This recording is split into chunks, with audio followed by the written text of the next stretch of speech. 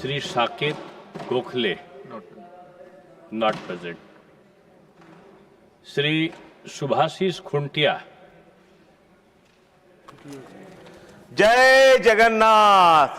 4 minutes. Thank you, Chairman, Vice Chairman sir, for giving me the opportunity to speak on budget.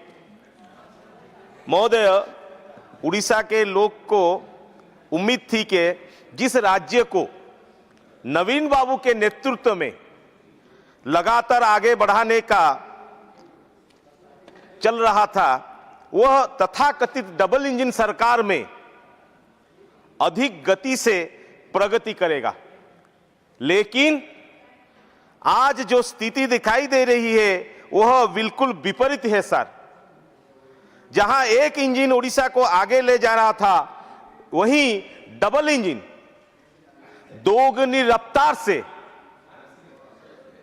पीछे धकेलता हुआ नजर आ रहा है।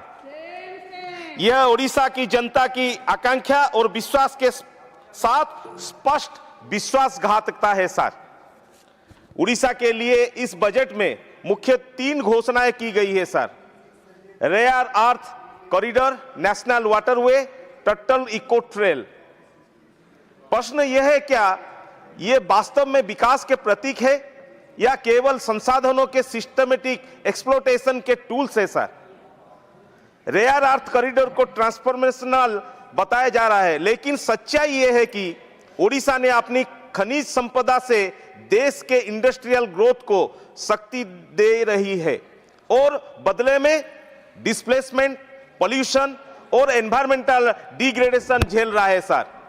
यदि मिनरल बाहर जाते रहेंगे और यहां डाउनस्ट्रीम इंडस्ट्री नहीं लगेगा तो एम्प्लॉयमेंट कैसे बढ़ेगा सर?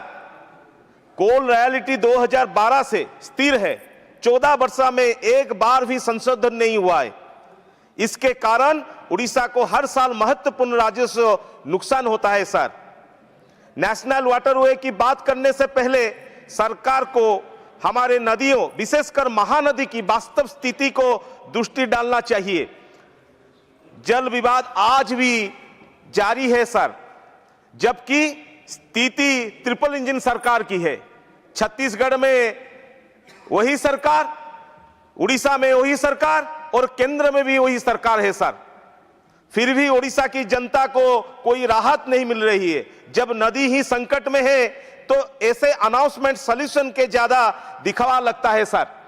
माननीय रेल मंत्री जी, जो कि उड़ीसा नवीन बाबू के सपोर्ट से आज केंद्र में मंत्री बने हैं, 10,000 करोड़ रुपए दिए गए बोल रहे हैं उड़ीसा को। महोदय, मैं कुछ तथ्य रखना चाहूंगा। उड़ीसा में 3 रेलवे जोन है, east coast railway, south eastern railway, south east central railway. East coast railway का ऑपरेटिंग रेशियो 47% है, यानी कि 100 रुपए कमाने के लिए 47 रुपए खर्चा होता है। उसी तरह से इसके विपरीत नेशनल एवरेज 107 रुपए है, खर्चा 100 रुपए कमाने के है। उड़ीसा हर साल 30,000 करोड़ रुपए का रेवेन्यू रेलवे को देता है और करीब 15,000 करोड़ रुपए का प्रॉफिट सुनिश्चित करता है। इसलिए यह कोई दया नहीं, ये उड़ीसा का अधिकार है सर। सवाल यह है कि लॉस मेकिंग स्टेट को 20-30 गुना ज्यादा दे रहे हैं, प्रॉफिट मेकिंग उड़ीसा को आवंटन इतना कम क्यों है सर? उड़ीसा ड्रेन वेल्थ का सामना कर रहा है। आप अन्य राज्यों में बुलेट ट्रेन कर लीजिए, कोई हमको फर्क नहीं पड़ता है, लेकिन भुवनेश्वर कोलकाता, भुवनेश्वर विशाखापट्टनम जैसे कॉरिडोर पूर्व भारत के आर्थिक परिवर्तन का आधार नहीं बन सकती क्यों सर?